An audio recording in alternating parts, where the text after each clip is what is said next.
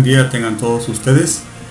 Vamos a iniciar con este tema de los misterios gnósticos del equinoccio de primavera. Es muy importante hablar de esos temas debido a que la antropología gnóstica nos desvela grandes misterios. En este caso, en relación a esta zona arqueológica que se encuentra ubicada en el estado de Veracruz, en México. Vamos a profundizar en el gran simbolismo que tiene esta pirámide llamada de los nichos en el Tajín. Es que les invitamos a la reflexión de este tema sumamente interesante. Vamos a iniciar. Primeramente es importante reflexionar acerca del equinoccio de primavera. Bien sabemos que la palabra equinoccio viene de equi, que es igual, y nocio, que es noche, que viene a traducirse como días y noches iguales.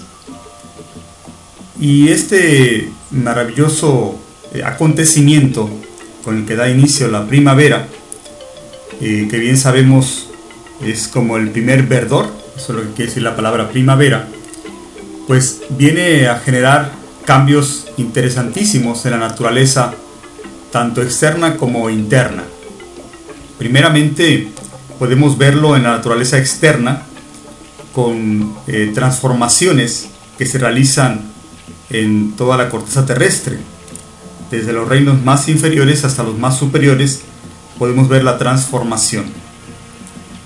Hay dos aspectos. La naturaleza externa nos muestra, por ejemplo, en las plantas, cómo germinan, cómo crecen, cómo florecen, cómo se reproducen, cómo se van transformando.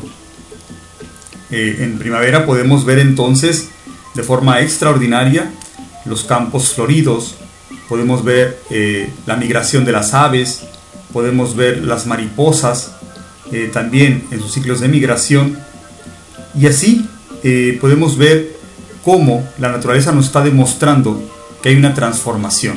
Todos sabemos perfectamente lo que trae la primavera, pues es salir del invierno, es la llegada de la luz, es la llegada del sol con más fuerza.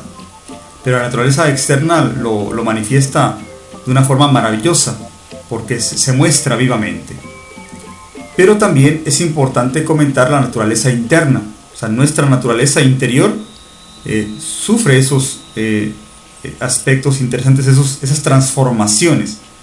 Es decir, también nuestra naturaleza interna se renueva, se transforma, pero sobre todo en la llamada energía creadora. La energía creadora se renueva. ¿Cómo se renueva esta energía creadora en primavera? Sería un primer cuestionamiento. ¿Cómo lo hace? Bueno, primeramente se realiza a través de la alimentación.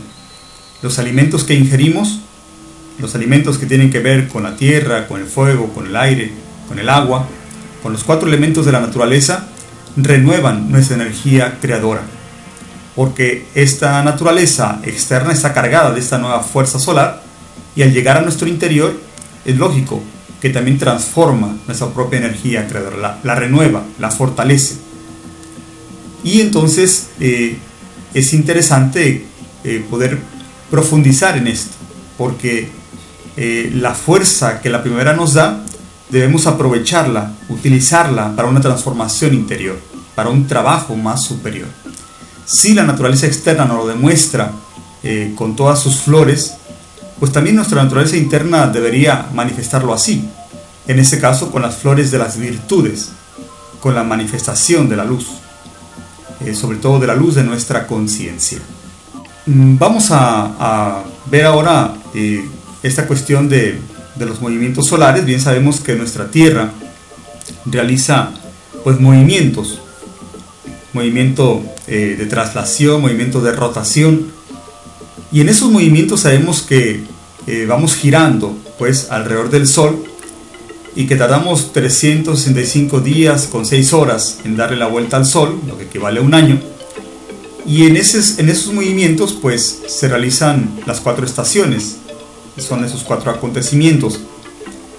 En este momento, pues, o en el momento en que estamos en la primavera, pues el polo norte recibe con más fuerza los rayos solares. Es decir, que nosotros nos acercamos con más fuerza a lo que es el sol. Nos estamos acercando en ese movimiento aparente que realiza el sol, porque uno pensaría que el sol es el que está desplazándose hacia nosotros y nosotros somos quienes nos estamos desplazando en el planeta hacia el sol. Así es que el polo norte sale de ese estado de hibernación, de ese invierno, para tomar más vida, tomar más fuerza del llamado Cristo Sol, del Creador, y de esa manera se realiza prácticamente el equinoccio, ¿sí? Lo que viene a ser esta entrada de esta estación. Aquí pues vamos a tratar de comprender ese gran movimiento que realiza el Sol, leyendo esas palabras del maestro Samael en relación a esto, ¿no? Leemos este texto que dice: el Cristo Sol debe avanzar para darnos su vida, y en el equinoccio de la primavera se crucifica en la tierra, entonces madura la uva y el trigo. Y es precisamente en la primavera cuando debe el Señor pasar por su vida, pasión y muerte, para luego resucitar. Ciertamente la Semana Santa es en primavera.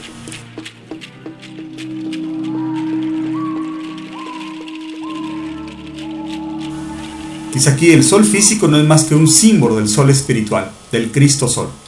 Cuando los antiguos adoraban al sol, cuando le rendían culto, no se referían propiamente al sol físico, no, se le rendía culto al sol espiritual, al sol de la medianoche, al Cristo Sol. Así es, eso que nos dice aquí el maestro Samael. Es muy interesante comprender entonces que el sol representa al ser, al Señor que nos da la vida, al Dios interior profundo, al sol de la medianoche, como dice aquí el maestro.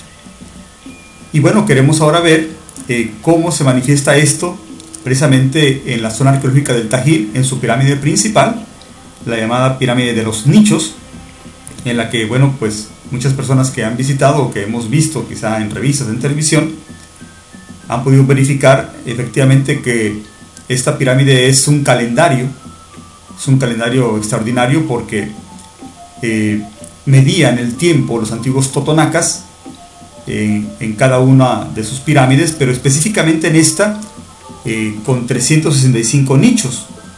La pirámide tiene pues sus 4 lados, tiene sus 7 cuerpos, y en total son esos 365 nichos, en lo que ya hemos explicado, bueno, que todos sabemos también que la Tierra le da la vuelta al Sol, ¿no? en ese tiempo, en ese espacio. Pero bueno, aquí surgen varios cuestionamientos. ¿Por qué los totonacas construyeron esto? ¿Por qué los nichos, cuando los antropólogos han comprobado, por ejemplo, que los nichos no contenían nada en su interior? Realmente aquí tendríamos que profundizar más para poder comprender lo que significa ese nicho. Y bueno, pues yéndonos a las grandes enseñanzas de los totonacas, comprenderíamos que el nicho es un símbolo del corazón, es un símbolo de la cueva sagrada. Y para esto tenemos que comentar parte de esa historia en la que los totonacas dicen que el dios Tajín, gobernante de esta ciudad, o también llamado dios del trueno, dios de la fuerza,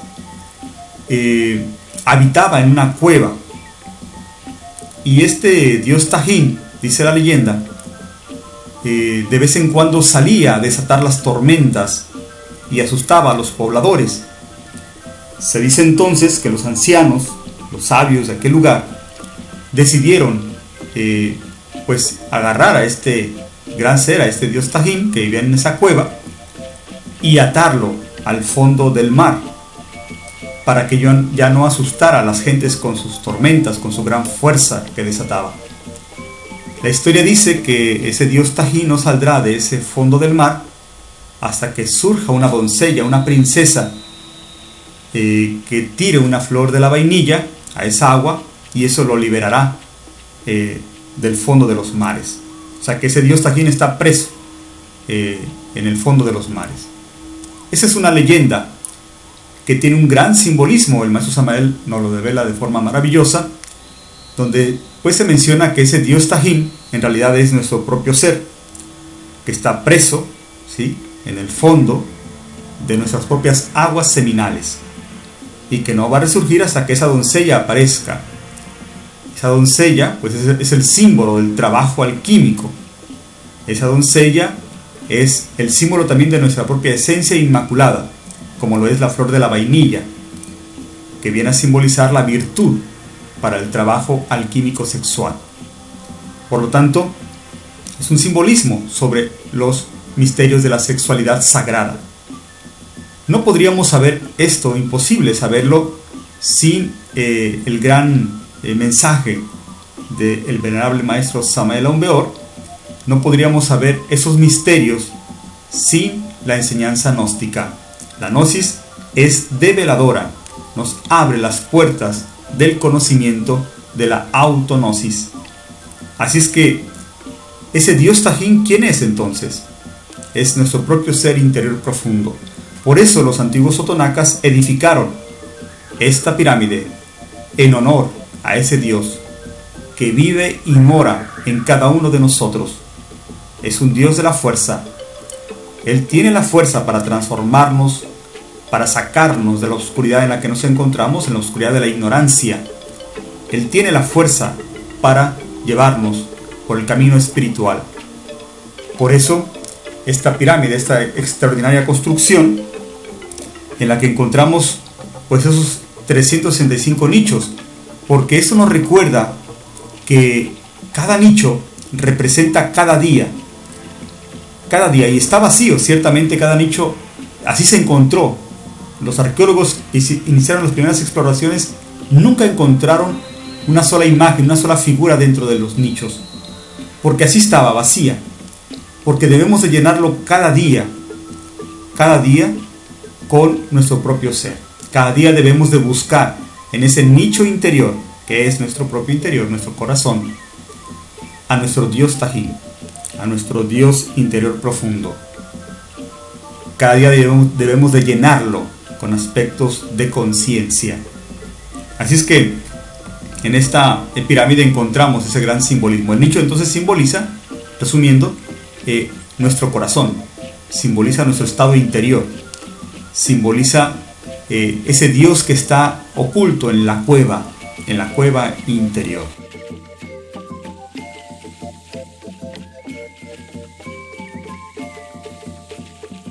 Ahora bien, entre el 15 y el 25 de marzo, previo y después de la primavera, y justo también en la propia entrada de la primavera, entre el 20 y 21 de marzo, se realiza un efecto de luz muy interesante en esta pirámide de los nichos.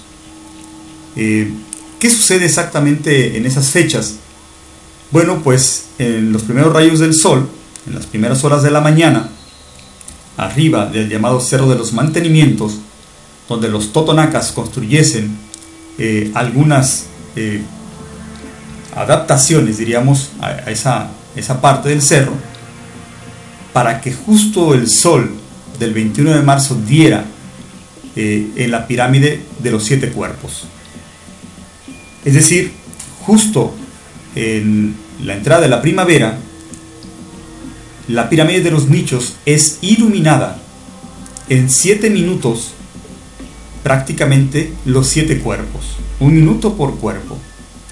Veamos este efecto de luz en esta imagen, de qué manera el sol baña la pirámide principal de los nichos en la entrada de la primavera, el 21 de marzo. Entonces podemos apreciar de forma extraordinaria cómo cada minuto se va iluminando un cuerpo.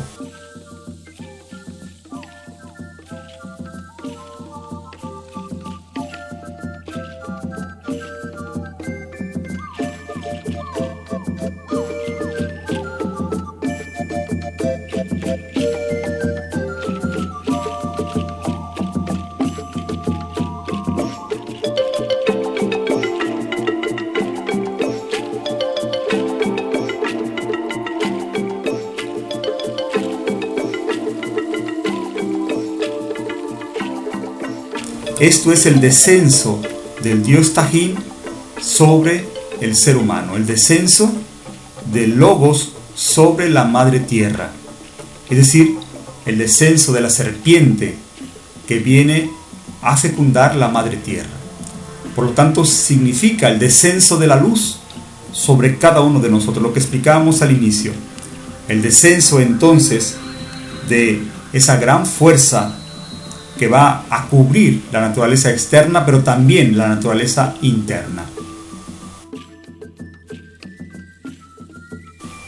Esa iluminación, esa gran luz que se ve en los nichos, los arqueólogos que han observado este fenómeno, pues se quedan maravillados de ver esto, porque mencionan que toda la zona arqueológica está en penumbra y solo la pirámide de los nichos está llena de luz, solo la parte frontal de la pirámide está llena de luz.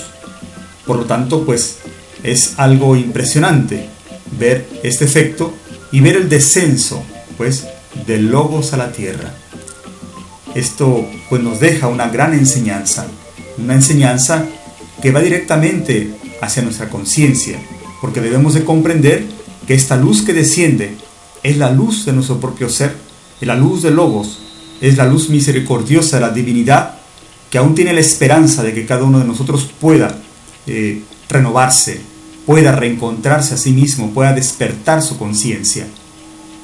Por eso las aves cantan, por eso se llena la naturaleza de flores, porque es un festejo de la madre natura, que el Logos ha descendido. Es una fiesta, una alegría para el corazón. Nosotros debemos de manifestarla todos los días, cada día de nuestra existencia, a través de ese trabajo interior, a través de los actos de conciencia, del recto pensar, del recto sentir, del recto actuar. Lo mismo sucede en la pirámide principal llamada el Castillo en Chichén Itzá, donde también vemos el descenso del Logos en la primavera, justo también descender sobre esos cuerpos y formando prácticamente 7 triángulos que hacen ver que desciende la gran serpiente que ahí se encuentra.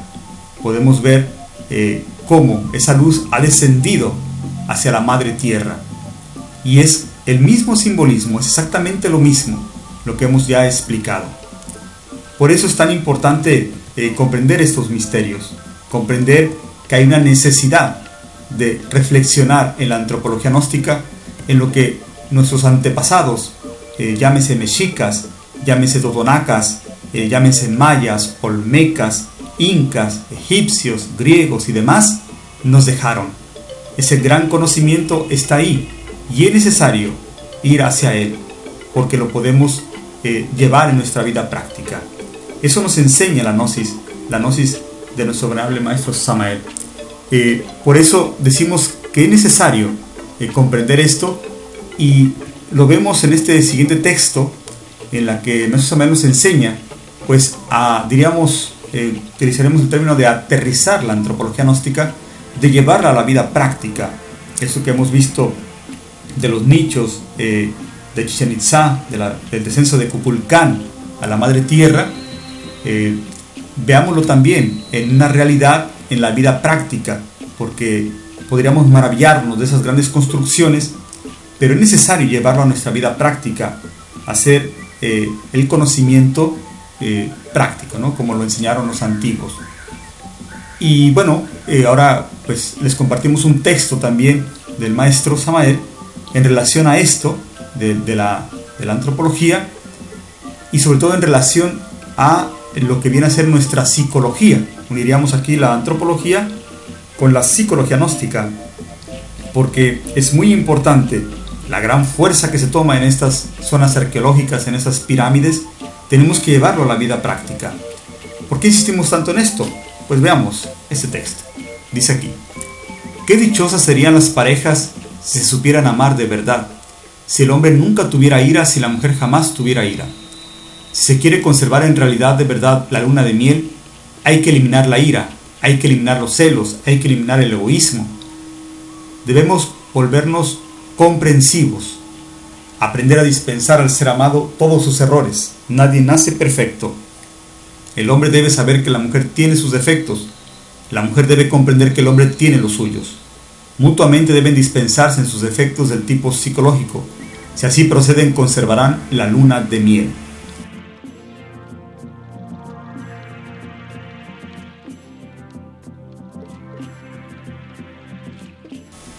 Bueno, uno pensaría qué relación tiene eso que estamos hablando de las zonas arqueológicas, del descenso del dios Tajín, del descenso del dios Kukulcán, que es lo mismo.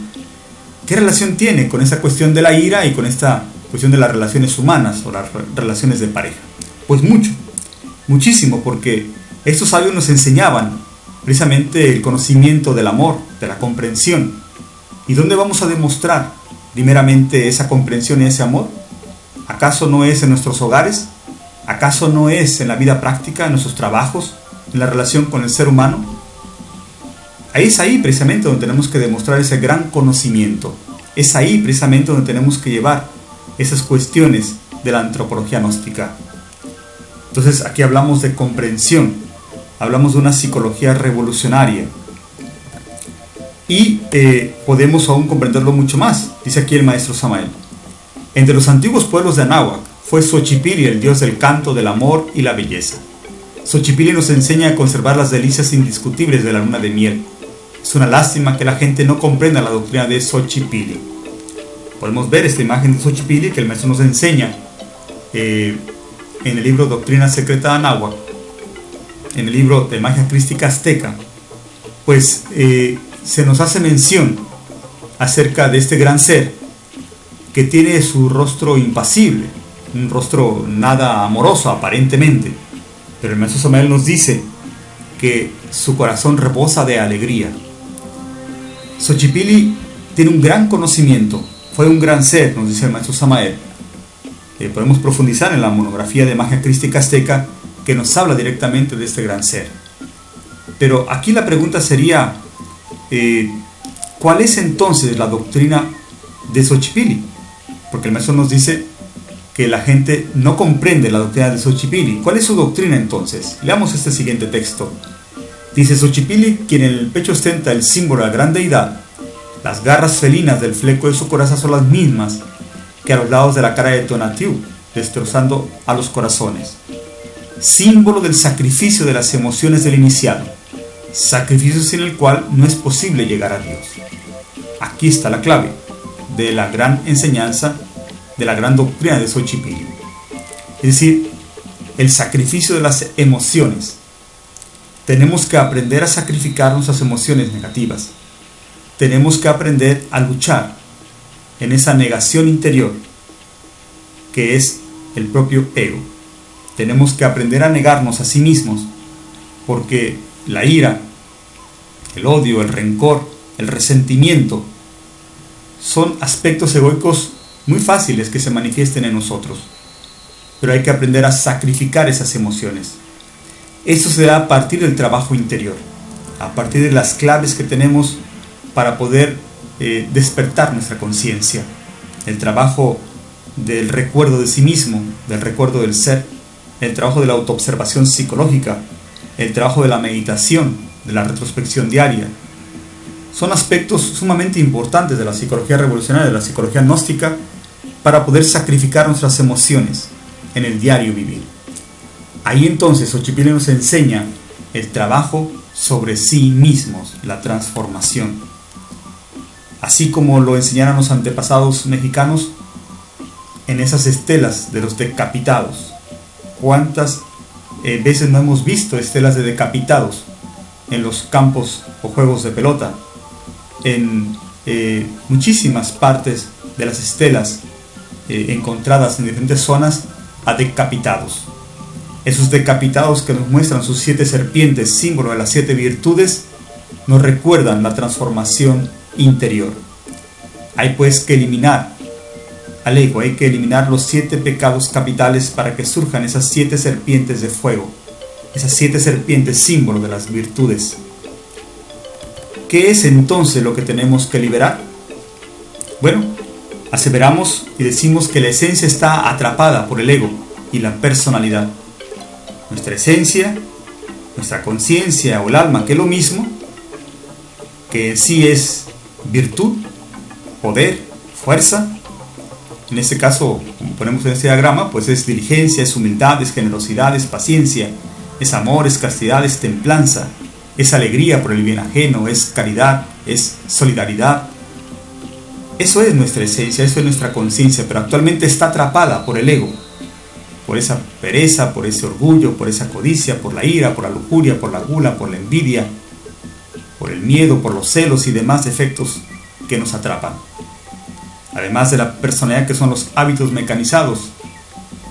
Es decir, necesitamos liberar a nuestra esencia, y para liberarla necesitamos y requerimos de esa fuerza de la primavera, de esa fuerza de renovación espiritual, de esa enseñanza sagrada que está plasmada en cada pirámide, en cada nicho, que está plasmada pues en cada juego de pelota, en cada estela, en cada códice.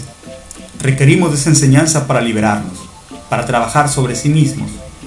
Ese trabajo lo tenemos que hacer continuamente, no de vez en cuando, es un trabajo diario, un trabajo constante.